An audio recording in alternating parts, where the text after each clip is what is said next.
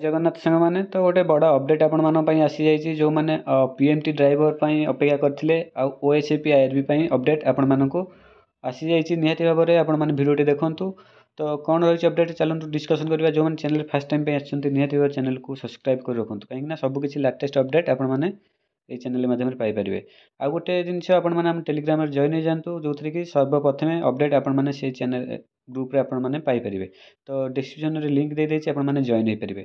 ତ ଦେଖନ୍ତୁ ଆପଣମାନଙ୍କ ମନରେ କ୍ୱେଶ୍ଚିନ୍ ଥିଲା PMTର କ'ଣ ରହିଲା। ମୁଁ କିଛି ଦିନ ତଳେ ଆପଣଙ୍କୁ ଭିଡ଼ିଓ କରିକି ଦେଇଥିଲି ଆପଣମାନଙ୍କର 4 ବର୍ଷ ଆପଣମାନଙ୍କର ବୟସ ଦେବା ପାଇଁ ଯାଉଛି। ବର୍ତ୍ତମାନ ଆଜି ଅଫିସିଆଲି ସେଇଟା ଡିକ୍ଲେୟାର ହେଇଛି ଆପଣମାନଙ୍କର 4 ବର୍ଷ PMT ମାନଙ୍କର ଏଜ୍ ମିଳିଯାଇଛି କୋହଳ ହେଇଛି ବୋଲି। ତ ଆପଣମାନଙ୍କର ଏଥର ସେଇଟା ଶୀଘ୍ର ସରିବା ପାଇଁ ଯାଉଛି। ତାପରେ ଆଉ ରହିଲା ଆପଣମାନଙ୍କର OSAP IRB କଥା। ତ ଦେଖନ୍ତୁ ବର୍ତ୍ତମାନ ହିୟରିଂ ଡେଟ୍ ଆପଣମାନଙ୍କର ସେପ୍ଟେମ୍ବର 1କୁ ଯାଇଛି ହେରି ଯେଉଁଟାକି ଥିଲା ଆପଣମାନେ ସମସ୍ତେ ଜବ୍ ପାଇବେ ଆଉ କେସ୍ଟା ସେଇଦିନ ହିଁ ଆପଣମାନଙ୍କର ୱିଡ୍ରାଲ୍ ହେବ ନହେଲେ ସଲ୍ଭ ହେବ ସେପ୍ଟେମ୍ବର 1ରେ। ଆପଣମାନେ ସମସ୍ତେ ଯେଉଁମାନେ ନିଯୁକ୍ତି ପତ୍ର ପାଇଛନ୍ତି ସମସ୍ତେ ହିଁ ଚାକିରି ପାଇବେ। ଓକେ, ତ ଏଇଟା ନିହାତି ଭାବେ ବହୁତ ବଡ଼ ଖୁସି ଖବର କାହିଁକିନା ବହୁତ ଦିନର ଅପେକ୍ଷାର ଅନ୍ତ ହେବା ପାଇଁ ଯାଉଛି ଆପଣମାନଙ୍କର।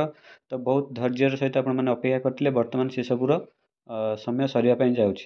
ତ ଏତିକି ଥିଲା ଆପଣମାନେ ଯେଉଁମାନେ PMT କି ଅପେକ୍ଷା କରିଥିଲେ ତାଙ୍କ ପାଇଁ ଗୁଡ଼୍ ନ୍ୟୁଜ୍ ଆସିଗଲା। OSAP IRB ମାନଙ୍କର ବି ବହୁତ ଜଲ୍ଦି ଆପଣମାନଙ୍କର ଦେଖିବା ପାଇଁ ପାଇବେ ଗୁଡ଼୍ ନ୍ୟୁଜ୍ଟା ଯେଉଁଟାକି ଆପଣମାନେ ଗଭର୍ଣ୍ଣମେଣ୍ଟ ଆପଣମାନଙ୍କ କେସ୍ ୱିଡ୍ରାଲ୍ କରିବ ୱିଥ୍ ସମସ୍ତଙ୍କୁ ଅଣ୍ଡର ଏଜ୍ରେ ଯେତିକି ସିଲେକ୍ସନ୍ ହେଇଥିଲେ ଓଭର ଏଜ୍ରେ ଯେତିକି ସିଲେକ୍ସନ୍ ହେଇଥିଲେ ସମସ୍ତେ ଜଏନିଂ ପାଇବେ। ତ ଏହା ଥିଲା ଅପଡ଼େଟ୍। ଆଶା କରୁଛି ଆପଣମାନଙ୍କୁ ବହୁତ ହେଲ୍ପଫୁଲ୍ ରହିଥିବ। ନିହାତି ଭାବରେ ଭିଡ଼ିଓ ଗୋଟେ ଲାଇକ୍ କରନ୍ତୁ ଆଉ ଚ୍ୟାନେଲକୁ ଡେଫିନେଟଲି ସବସ୍କ୍ରାଇବ୍ କରି ରଖନ୍ତୁ।